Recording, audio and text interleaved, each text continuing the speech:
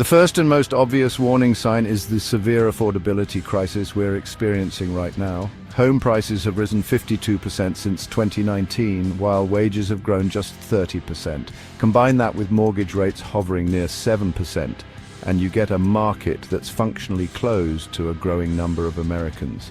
Let me put this in perspective with a simple example. Imagine you're a teacher making $50,000 per year. 5 years ago, you might have been able to afford a modest home in your area. Today, that same home costs 50% more, but your salary has only increased by 30%. Meanwhile, your monthly mortgage payment has nearly doubled because of higher interest rates. This isn't sustainable. When the majority of working families can't afford to buy homes, the market becomes dependent on a shrinking pool of buyers.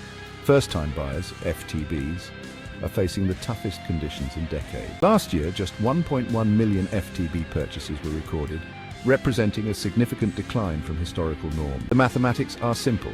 If median home prices are $400,000 and median household income is $70,000, families need to spend nearly 6 times their annual income on housing.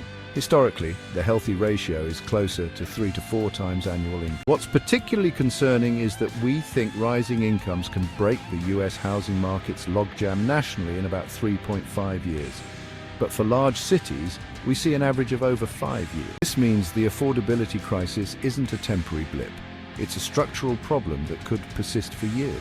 When housing becomes this unaffordable, one of 2 things happen. Either wages need to rise dramatically and quickly, or home prices need to fall significantly. Since wage growth typically happens gradually, the more likely scenario is a price correction.